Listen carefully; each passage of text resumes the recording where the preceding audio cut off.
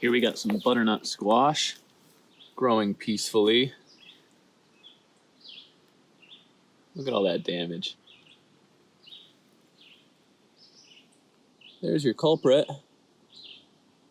Look at him, just leaving the scene of the crime all casual. Like, yeah, I just ate your garden, but whatever. I'm out. I'm a slug. For anyone that hasn't had to deal with slugs before, highly suggest trying out these beer traps. Basically, you take some cheap beer. Don't waste your money on the good stuff. And then you want to bury a container kind of flush with the ground, like this. See that? So it's like a pitfall trap, only it's full of beer. So the beer has a dual role here. It both attracts them. They love the smell of it. I do too, but they love the smell of it. And they also drown in it. So, I mean, I don't like killing anything, but these slugs are kind of affecting my harvest. So I got to kill them. And at least they get to die happy. You can see we got some slug soup in there. 1, 2 in there already. We just added beer to these yesterday. There's a third in there. He's going to find his way in. All right, well, another rainy day here. Another day for slugs to thrive. We really need like a couple days of searing hot sun to just keep them at bay. So I just wanted to show you guys how to fill one of these beer traps in case you're thinking about doing it in your own garden. So here's one that we got out right along the tree line. It's kind of between the tree line or the forest and our garden. So it's a great spot to have one. You can see it's just kind of dug into the ground right here.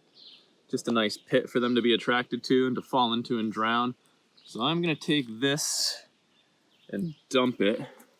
Gross, gross, gross. Ugh. Gross.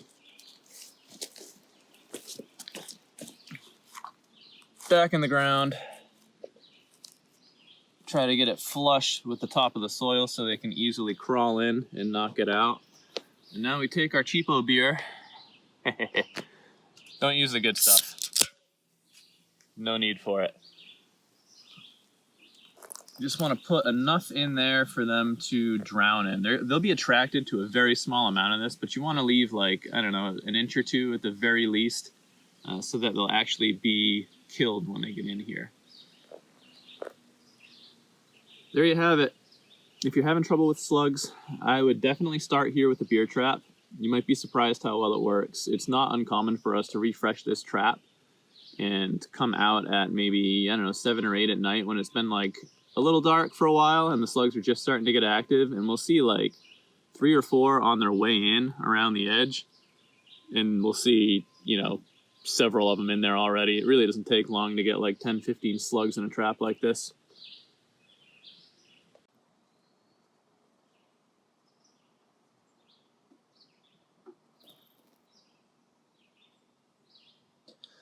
They're everywhere.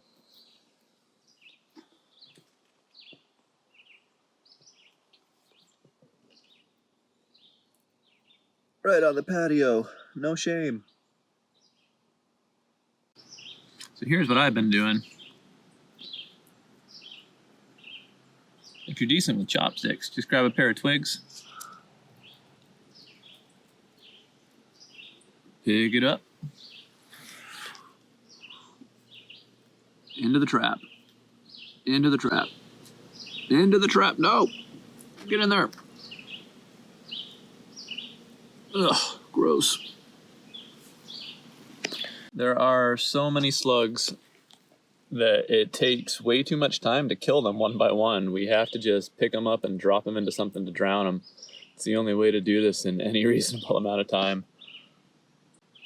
So I was about to move to a new spot, and then I realized, lurking just over here, boom, slug.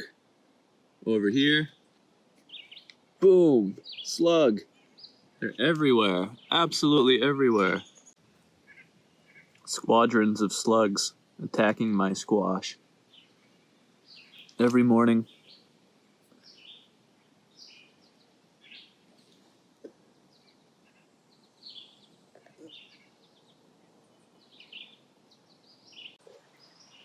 So the reason we're having a particularly bad year with the slugs is, we keep expanding our garden space. Originally we were way over there, out in the middle of the yard. That's where the garden started. But, over the course of last year, we kind of pushed it out this way, cultivated this space. You can see the potatoes there. There's a fence we just put up with some cukes along it. You can't really see that from here.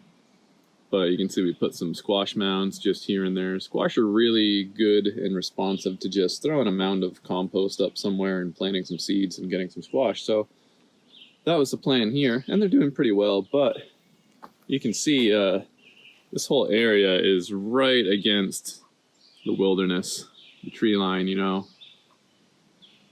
Slugs don't like the sun. They can't really survive in direct sunlight, so they do tend to hang out on tree lines and come out on rainy days and at night. But they're going to spend most of their time out in the woods.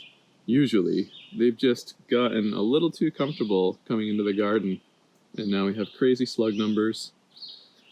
And yeah, we're doing the best we can, but it's crazy. We're killing like hundreds of these things every day.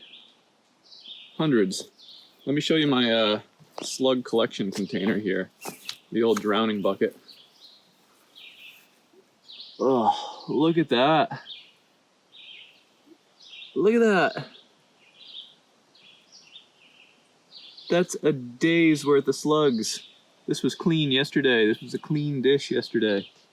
Clean Tupperware, whatever. Gross. Not going to use it in the kitchen again, obviously. Here we have the remains of the melon mound. I say remains because despite all the eggshells and tinfoil collars and everything, that's what's left of a melon plant that did have 3 or 4 sets of true leaves on it. Just got chomped to the ground by slugs. Here's another one that shared the mound. I wanted to believe in eggshells, guys. It seemed like something that slugs would hate to crawl over, but tell you what, they don't mind enough to not eat the melons that are on the center here. Not really a believer in eggshells anymore. Terrible. I mean, up here in the more manicured garden with the beds and everything, we do have a lot of squash plants that are doing quite well. Here's a big one. It's called Astia. It's supposed to be a pretty early producer. We got him in the ground a little late, but it's doing great. Should get plenty of squash off this guy. Even if the slugs come along, this guy's a little too big to fail entirely at this point.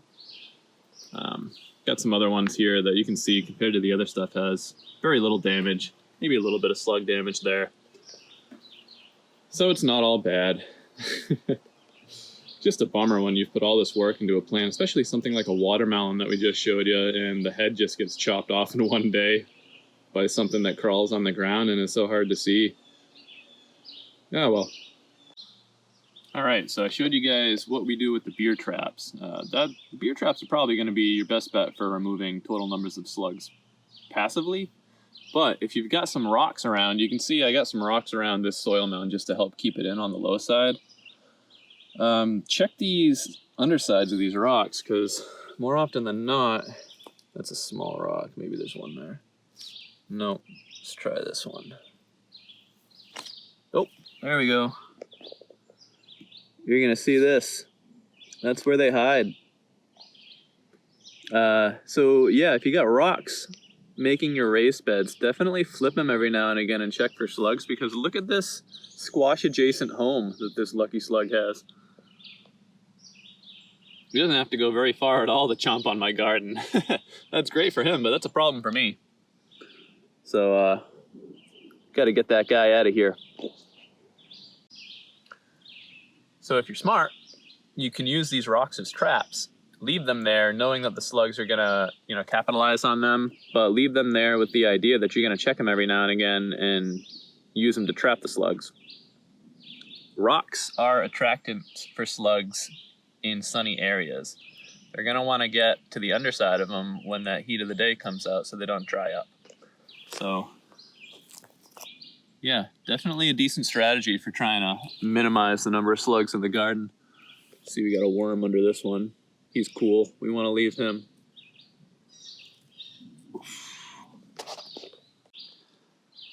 Oh man, moved over like 4 feet to this watermelon over here, and this is what I find. It's pretty much worst case scenario for the slugs. Sometimes they'll chew right through the stems. Look at that, man. I mean, it wasn't that big of a plant, but it's a pretty respectable vine. We had a shot at getting a watermelon off of it. Maybe we still do. We'll see what it does. I did root it again right here at the next node, so I mean, it's got a chance of growing still, but look at that. Look at the piece that it just took off. What a bummer. Well, for now, the war continues. There's always another slug to find. Always another one. Probably be out here another 15 minutes just trying to take as many of these bad boys out of my garden as possible. But I'll leave you guys there for now. Best of luck if you're dealing with these little critters. If you want to see more content like this, please throw the channel a subscribe, give the video a like, and we'll see you all next time. Keep up the good fight.